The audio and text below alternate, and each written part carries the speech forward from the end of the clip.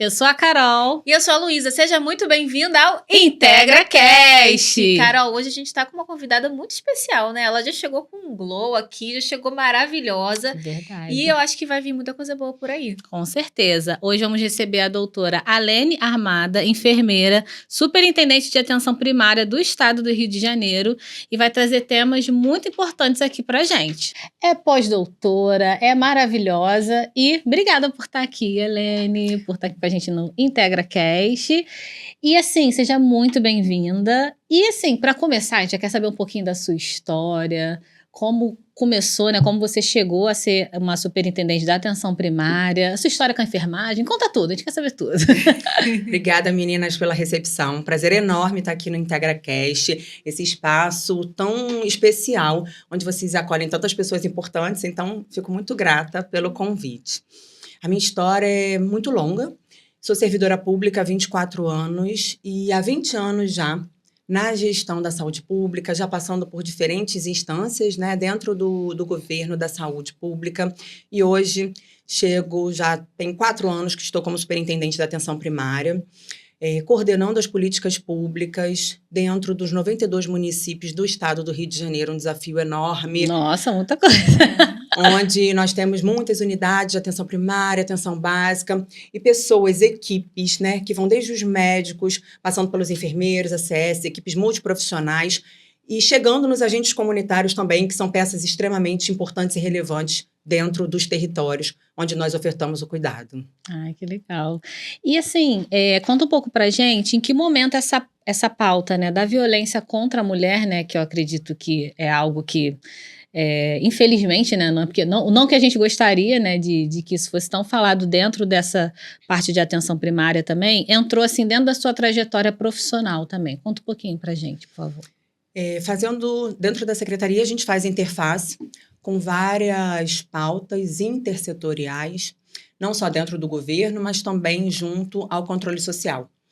Então, conversando, dialogando dentro do Conselho Estadual de Saúde, com a população.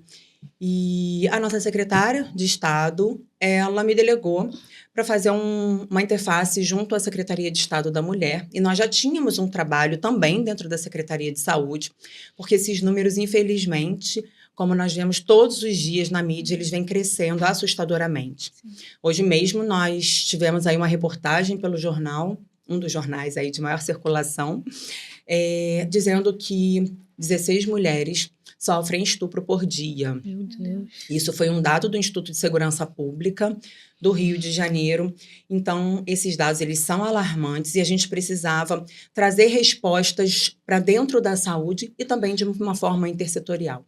E dessa forma, com esse desafio enorme, ela me solicita que eu comece a trabalhar essa pauta, trazendo não só essa discussão para fora, mas para dentro da secretaria, qualificando os profissionais da nossa rede estadual e também levando qualificação para os 92 municípios, e é nesse desafio que eu me encontro. Caramba, que desafio, né? Caramba. E como que é isso para você? Porque essa é uma temática muito densa, né? E eu acredito que principalmente para você, mulher, né? A gente que é mulher, falar sobre isso, saber que tem todos os dias 16 mulheres sendo vítimas de estupro no Brasil, isso é muito alarmante, né? Como é que é isso para você, assim, lidar com essa situação? E já teve algum caso que você, caramba, a partir disso eu realmente quero fazer disso uma luta? Isso que mudou a tua trajetória? Como eu falei, durante todos esses anos, acho que o caso que mais me chocou, eu ainda não trabalhava com essa pauta, mas dirigia uma importante unidade na zona oeste do município do Rio de Janeiro, e uma mulher veio conversar comigo, dizendo que o companheiro dela violentava sexualmente a filha que tinha síndrome de Down. Meu pai. Acho que aquela foi... Eu era muito novinha na época, tinha 20 e poucos anos, e aquilo mexeu muito comigo, porque foi a primeira vez que eu vi um relato de violência e de alguém que estava já em sofrimento, e hoje a gente entende que essas pessoas que estão em sofrimento, elas têm muita dificuldade para verbalizar essa violência, esse ciclo que ela sofre. Então, entendo hoje que aquela mulher já estava no seu limite, né, emocional, afetivo. E aí eu perguntei para ela por que ela não rompia com aquele ciclo. E ela relatou a dependência financeira daquele homem.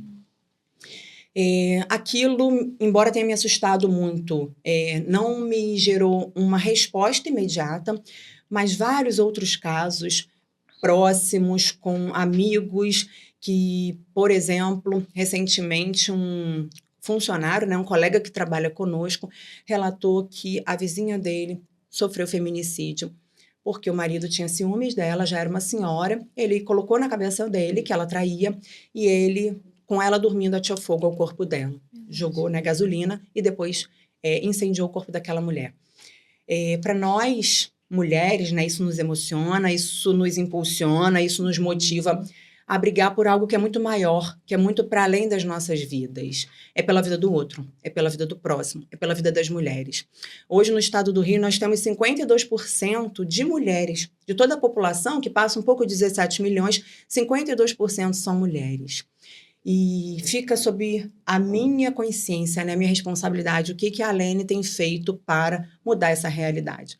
Então, essas e tantas outras histórias, agora também recentemente, caso dessa menina em Copacabana, que foi violentada por pessoas próximas, né, por amigos, então, namoradinho. Então, a gente vê que a violência ela não tem raça, ela não tem cor, ela não tem classe social. E ela precisa ser uma luta de todos nós. A sociedade, ela precisa modificar o seu pensamento e a sua forma de proteger meninas, mulheres, crianças. E quando nós falamos disso, também não falamos só para mulheres. As mulheres são as que mais sofrem, mas homens também sofrem violência. Então, nós estamos falando de uma cadeia de cuidado para toda a nossa sociedade. Sim.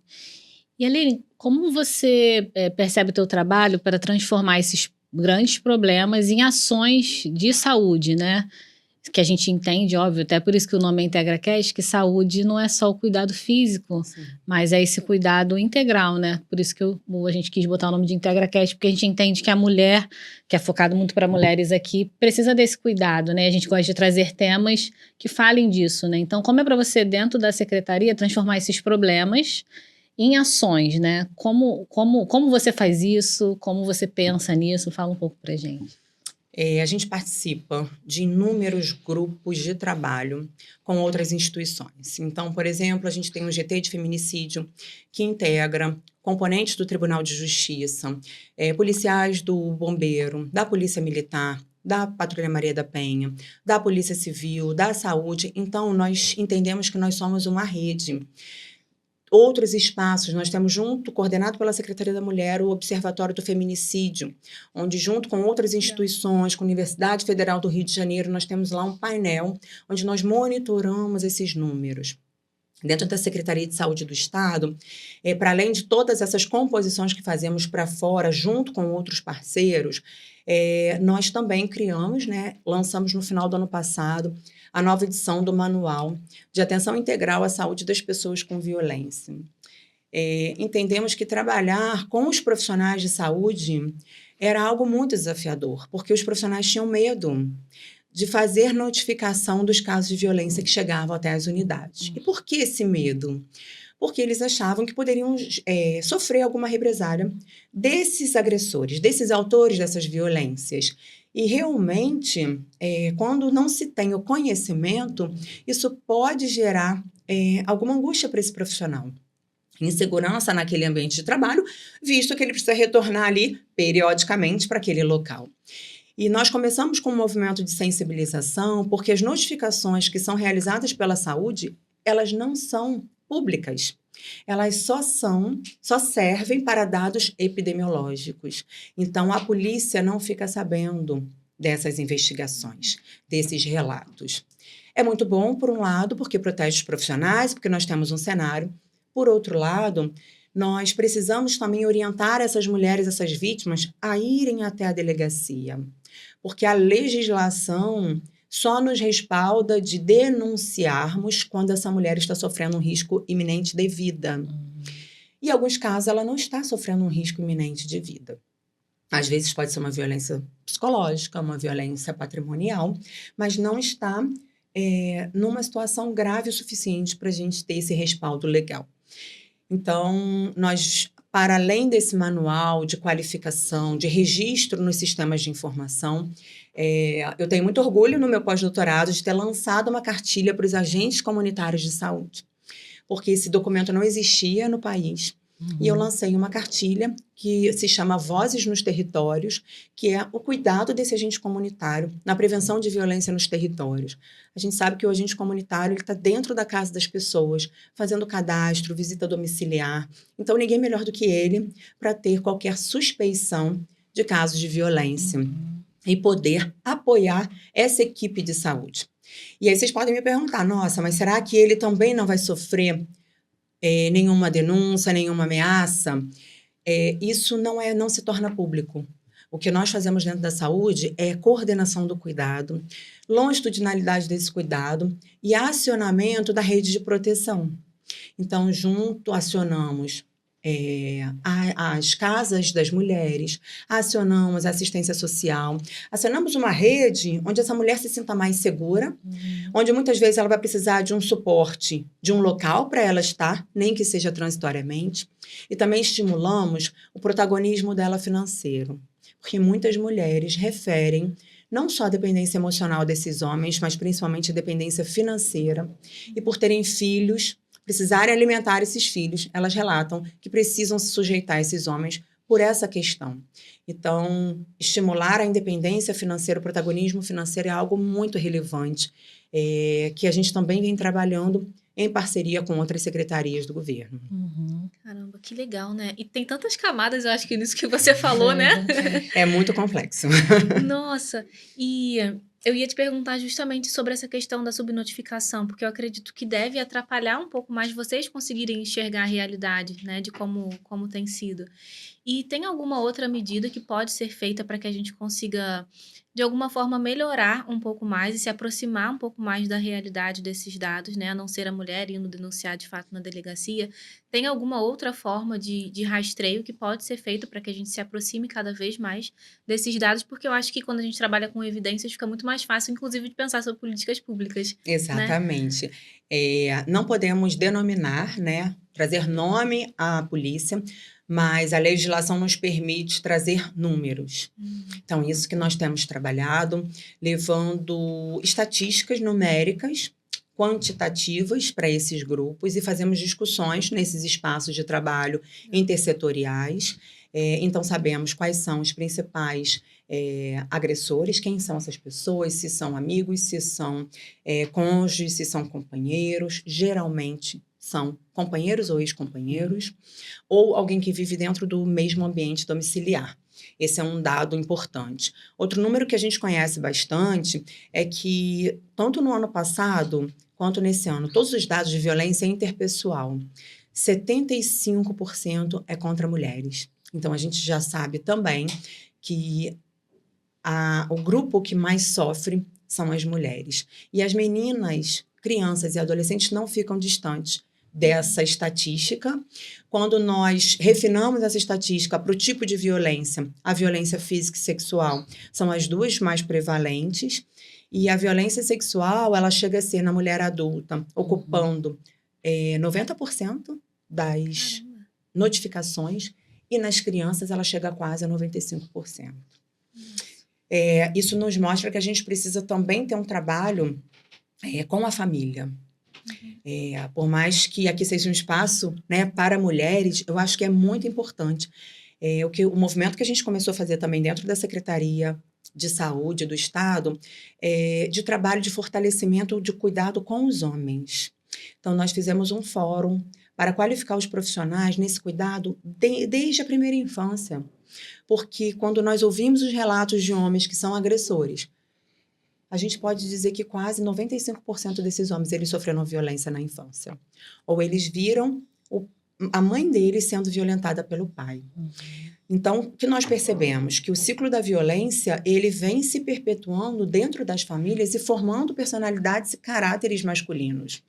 Aqui a gente não está justificando nem deixando de culpar esse agressor. Acredito sim que ele precisa, uma vez que um homem, né, executa uma agressão contra a mulher, ele precisa ter a sua pena prevista e vai ser a lei que vai trazer isso, né, para a gente. Não somos nós profissionais de saúde, mas nós temos aí responsáveis por esse poder para fazer essa execução. Mas nós precisamos cuidar dessas pessoas também.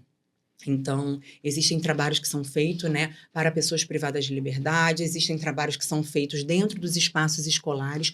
Hoje nós temos, dentro do Programa de Saúde do Escolar, um trabalho muito forte, muito robusto, de equidade de gênero dentro das escolas. Então, mostrando que meninos e meninas, eles têm os mesmos direitos, que eles precisam se respeitar, que eles precisam se amar, que eles precisam não gerar comportamentos de violência, e também já ensinamos dentro do programa quais são os primeiros sinais e sintomas de violência. E tivemos uma experiência extremamente exitosa, mas muito delicada. Em uma dessas oficinas, foi no município da região serrana, uma criança, através de uma oficina de arte, ela consegue produzir um material que chama a atenção desse grupo que estava fazendo a tutoria dos professores, e ali se identificou uma possível situação de violência. Toda a equipe de atenção primária foi acionada, faz uma visita dessa mulher, e realmente essa mulher estava quase sendo morta pelo seu companheiro, e tudo foi descoberto através de uma oficina de arte com as crianças dentro da escola. Então, quando você faz essa pergunta para mim, para nós que estamos dentro da política pública, parece muitas vezes que a gente está fazendo ainda pouco. Mas quando a gente vê esses resultados, a gente vê que toda sementinha, ela vem germinando e ela vem transformando a vida das pessoas e salvando realmente, principalmente as mulheres e as crianças, desse ciclo tão agressivo e árduo, e eu nem sei, né, que termo que a gente usa para algo que é tão triste dentro da nossa sociedade. E a gente quer falar, né? A gente quer... Não, e como é importante a gente conseguir falar sobre isso aqui, porque a nossa ideia realmente com o podcast é levar a informação, e a gente acredita muito no poder da gente saber sobre isso e saber identificar. Porque às vezes as pessoas, elas vivem alguns ciclos de violência e nem se percebem que estão passando por uma violência. Então a gente conseguir falar assim, não, cara, isso que você está vivendo não é normal, isso é uma violência física, isso é uma violência psicológica, isso que ele está fazendo pegando teu dinheiro, pegando teu cartão, é violência patrimonial, ele né, tá pegando ali tuas coisas, não tá deixando você desfrutar daquilo que você também faz. Então eu acho que levar a informação é muito importante, e isso que você trouxe, né, desse trabalho de conscientização, de falar quais são os sintomas, quais são os sinais, o que a pessoa percebe. Inclusive, quando a gente fala com mães também, né? Você é mãe, Carol daqui a pouco vai ser mãe, então isso é muito importante, assim, deixa eu olhar para o meu filho, deixa eu ver se meu filho tem alguma marca, deixa eu ver o comportamento do meu filho. Nossa, era uma criança tão alegre, agora tá chorando, tá ficando mais isolada, não quer mais interagir, tá agressiva. Então, por que isso pode estar acontecendo? Então, tudo isso são apontamentos que são muito importantes a gente falar, e que às vezes a gente não tem acesso ou repertório a isso, né? E quando a gente fala sobre a política pública atuando nesse sentido também, como isso é importante para a gente enquanto sociedade, inclusive um trabalho preventivo, né? Sim. E essa questão da educação, eu vejo quanto é importante, porque a gente vê, principalmente tem se falado muito na internet da misoginia, né? A gente vê que é uma questão de um menino já ser misógino, enfim, já tratar ali a mulher com desdém, né, e tudo mais. Então, se isso for mudado dentro da nossa sociedade, como família, né, de trazer para a família, de trazer para um menino que está ali sendo criado, eu acho que isso no futuro vai reverberar muito bem, né? E acredito que até para nós, profissionais da saúde, que a gente tem esse contato direto, né, com o paciente. Então, eu não trabalho na saúde pública, mas até na saúde privada, a gente ouve alguns relatos que às vezes a gente fica, caraca, o que eu vou fazer com isso, né? Porque por mais que a gente, não, tem que denunciar e tudo mais, mas às vezes a gente fica assim, o que eu vou fazer? E na saúde pública, mais ainda, né? Então, assim, você acredita que os profissionais da saúde estão preparados? Ou como está sendo feito esse preparo? Tanto acho que nessa questão de educação, às vezes até, vamos dizer, um profissional da saúde homem entender que o pessoal usa muito acreditado, né? Na saúde da mulher, na briga de marido e mulher não mete a colher, né? E às vezes é um homem que viu aquilo, acha normal, e é um profissional da saúde e não vai querer denunciar. Ou uma mulher também que, por medo de também sofrer algum tipo de ataque, não vai denunciar. Então, hoje, como é que se esses profissionais estão preparados ou como eles têm sido preparados. Você comentou da cartilha dos agentes comunitários, eu achei super interessante, até porque a minha mãe é agente comunitária há mais de 13 anos, eu acho. Não, 20 anos. E ela sempre relata muitos casos, né, que ela já acompanhou. E como ela está sempre dentro da casa do paciente, né? Então, acaba que eles são as pessoas que mais veem, assim, qualquer situação. Mas como esse profissional da saúde, ou agente comunitário, ou enfermeiro, enfim, dentro ali da saúde pública, como ele saber o momento certo de denunciar, como fazer isso? Então, a gente precisa separar, né? Qualquer um de nós, como pessoa civil, cidadão, a gente pode denunciar. Ouvimos alguma coisa, né, do nosso vizinho, conhecemos do nosso parente, não tem problema, a gente pode denunciar. As denúncias geralmente também são anônimas, ou nós podemos ir até uma delegacia, ou até estimular essa pessoa que está sofrendo violência à denúncia. Como eu trouxe, o profissional de saúde, somente nesses casos mais graves, que ele pode levar a denúncia para uma delegacia. Mas a gente pode fazer o movimento de conscientização dessa vítima, mostrando para ela que ela tem uma rede de proteção, gerando esses dados para a polícia, para a gente conseguir trabalhar de forma conjunta. Mas eu acho que mais importante do que isso é o que vocês trazem sobre a pessoa se perceber num ambiente violento.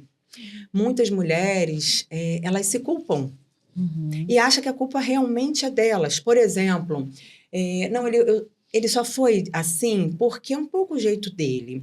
Eu também usei um decote que eu não deveria. Eu falei na hora que ele estava irritado. Eu não deveria ter feito isso. Então, já existe uma construção social para que a culpa retorne para ela, para a própria vítima. E essa abordagem nós fazemos, Carol, com os profissionais de saúde. Sim. Porque os profissionais de saúde são seres humanos também que vieram numa construção cultural que muitas vezes dessa sociedade que culpabiliza a própria mulher. Então, quando a mulher chega, eles vão falar: ai, mas o que você está fazendo aqui? Você já saiu de casa? Então, não vem aqui, porque você está só atrapalhando o meu plantão. E, na verdade, não é sobre isso. É uma voz gritando ali por socorro. Na maior parte das vezes, aquela já é a 10ª, 20ª vez que ela está sofrendo a violência. Então, ela tomou coragem para ir até lá. E uma questão que nós colocamos dentro de uma unidade, que nós fizemos um modelo bem interessante dentro de uma das nossas maternidades estaduais, foi de criar uma sala específica para o cuidado dessa mulher, para esse acolhimento. Então, toda a equipe ouve essa mulher ao mesmo tempo. Porque a gente tem um processo de revitimização que a gente evita que essa mulher conte a sua história mais de uma vez. Então, quando esse atendimento era segmentado, primeiro você vai passar pelo assistente social, depois você vai passar pelo psicólogo, depois você vai passar pelo enfermeiro, depois você vai passar pelo médico. Ela vinha contando e passando pelo sofrimento a cada vez que ela contava essa história.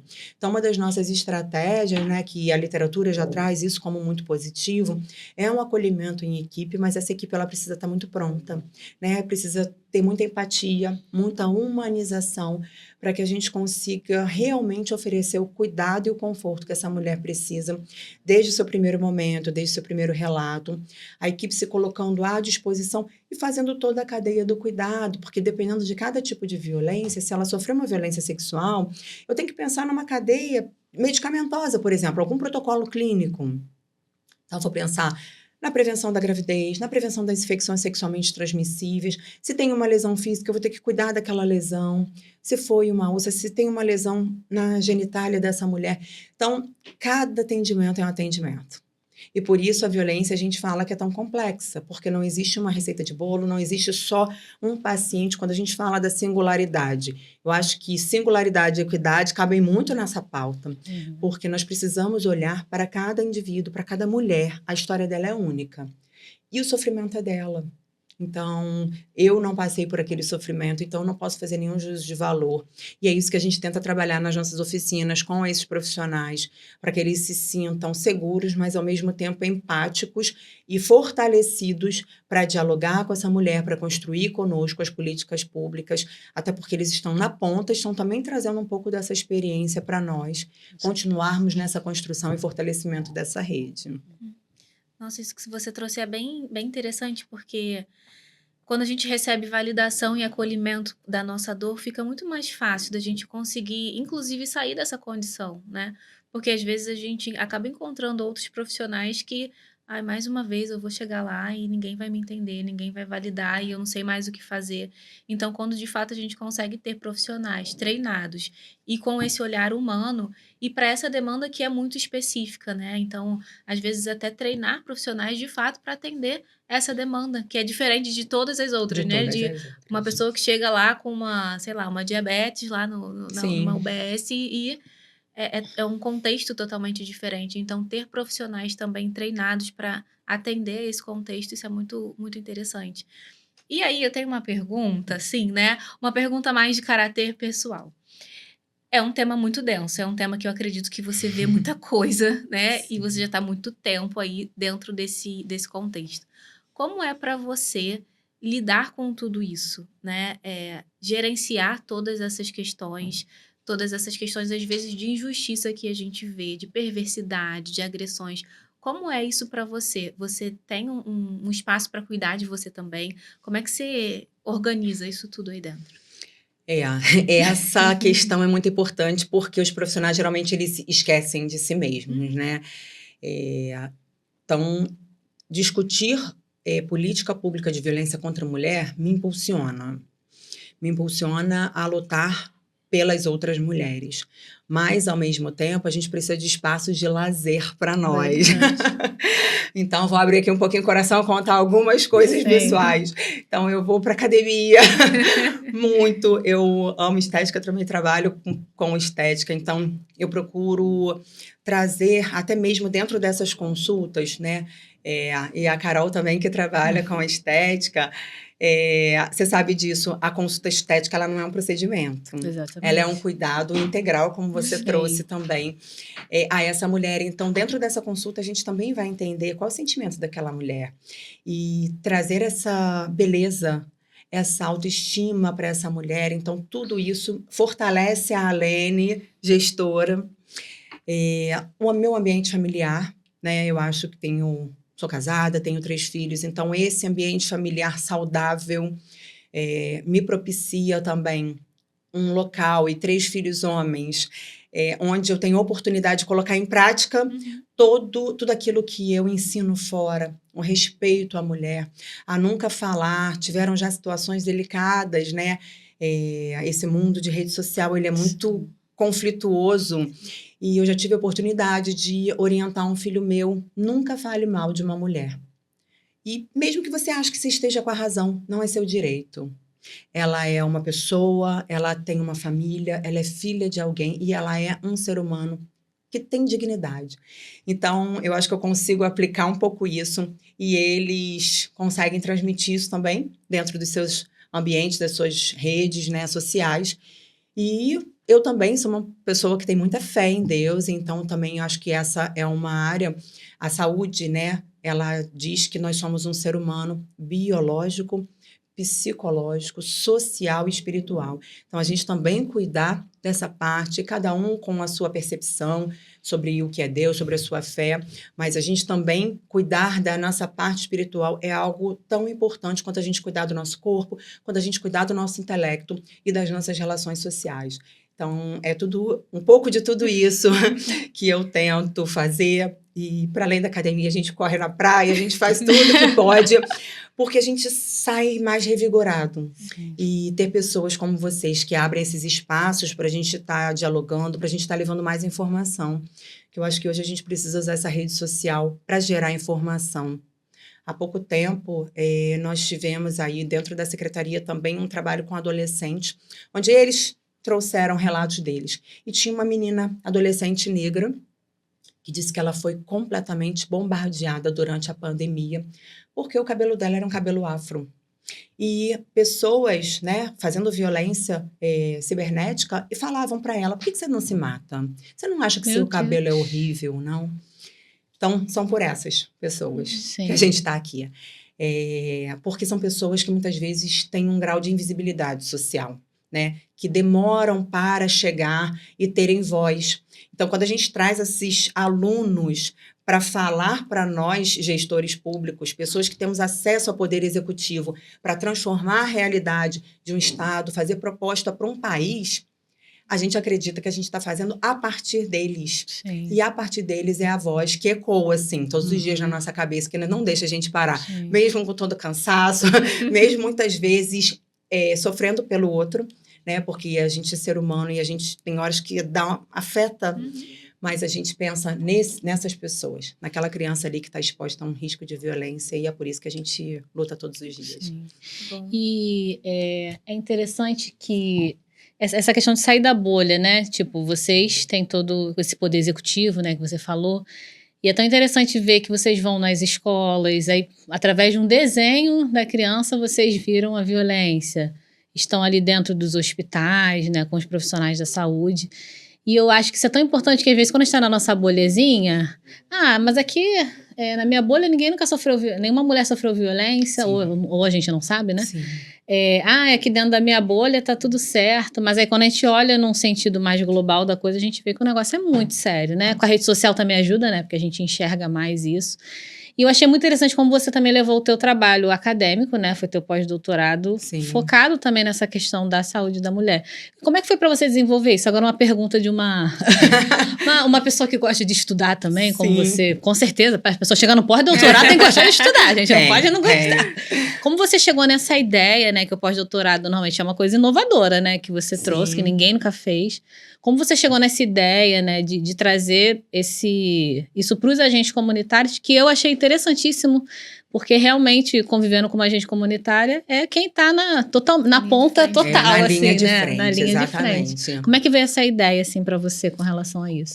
Durante todo o meu percurso, assim, acadêmico, eu sempre quis fazer pesquisas que tivessem impacto na vida das pessoas, né?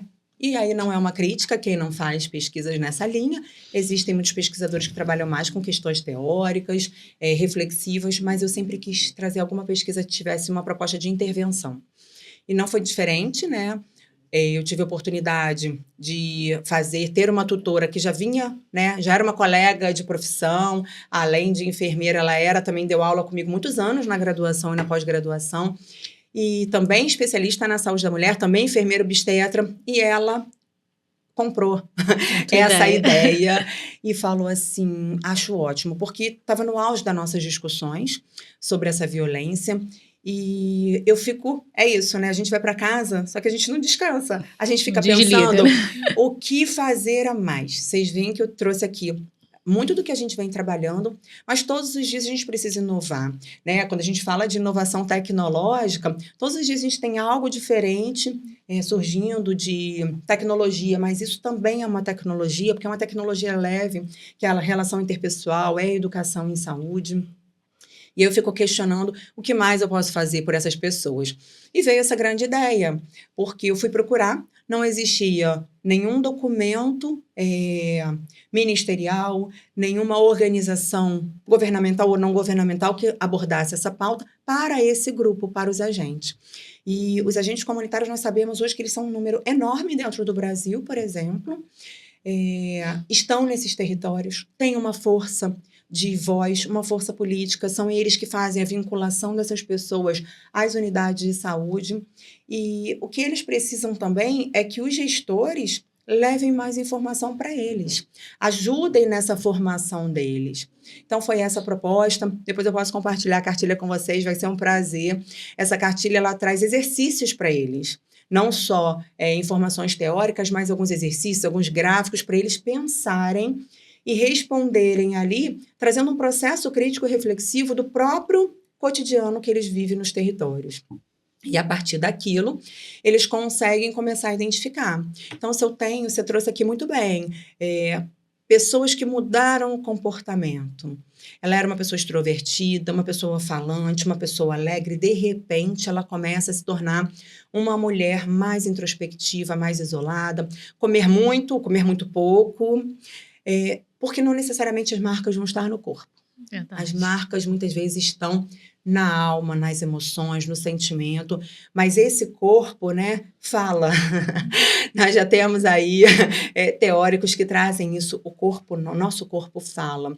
Então, através de olhares, através de alguns comportamentos, a gente consegue identificar que tem alguma coisa diferente. E quando a gente faz a qualificação desses agentes, Como eu falei, eles podem não saber a totalidade do manejo de uma causa de violência, mas só de identificar e levar o caso para a equipe de saúde, ele já pode estar salvando aquela vida. Porque o restante da equipe, eu falo que a gente trabalha em grupo. Então, cada um com o seu saber, com a sua expertise, vai contribuir na construção de um projeto terapêutico singular, na construção de uma proposta de intervenção que vai fazer sentido para aquela mulher, com toda a delicadeza, com todo acolhimento, sem invadir a privacidade, mas trazendo ela para essa cadeia de cuidado. Então, foi muito gratificante, porque nós fizemos o lançamento dentro de um fórum estadual da atenção primária. Legal. E tivemos aí adesão, né? Grande publicização para os 92 municípios, mas acho que esse movimento é contínuo. A gente precisa cada vez mais estar divulgando isso, fomentando novos documentos, novas políticas e principalmente novas ações. Porque não só a ação isoladamente vai ter o efeito, mas também os estudos que venham aí convergir com essas ações e potencializar tudo que a gente tem feito, que ainda precisa fazer. Poxa, muito sabe o que especial, muito eu legal. acho isso também? Que é uma forma de você conseguir valorizar esse trabalhador, né? Porque é uma forma do agente comunitário de saúde falar assim, cara, eles estão olhando por mim também. Sim. Eles estão valorizando o meu trabalho. O meu trabalho, de fato, é importante porque eu estou na linha de frente. Talvez eu não possa fazer uma baita de uma intervenção, mas só de eu prestar atenção, eu saber que isso aqui é diferente, eu comunicar, eu acionar, eu notificar, o meu trabalho tem muito valor. Então, eu acredito que, para além desse objetivo, de fato, de perceber, né, essas questões dentro da população, para o próprio trabalhador, isso também é algo gratificante. Eles estão me dando condições de realizar melhor o meu trabalho. Porque às vezes a gente vê muita gente assim, né? Acordei e vou lá trabalhar. Não, mas agora eu tenho uma cartilha que me fala dados, que me falam da importância do meu trabalho, que se eu não atuar, muitas pessoas podem ter suas vidas ceifadas por conta disso. Então, eu acredito que tem muito valor nisso também, né? Eu falando assim por mim, quando você estava falando, eu me sentiria muito valorizada se Sim. tivesse alguém que fizesse uma cartilha, que me desse essas instruções e falasse da importância ali do meu trabalho.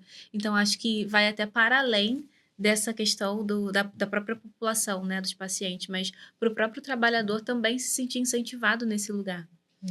A gente procura sempre valorizar cada um dentro do seu espaço. A gente tem uma cultura de valorização médica, que é uma cultura importante, né? Mas hoje o modelo já nos demonstra que a equipe multiprofissional, ela estando fortalecida, ela tem um potencial muito maior de intervenção na vida das pessoas. E na estratégia de saúde da família, a gente tem esse potencial.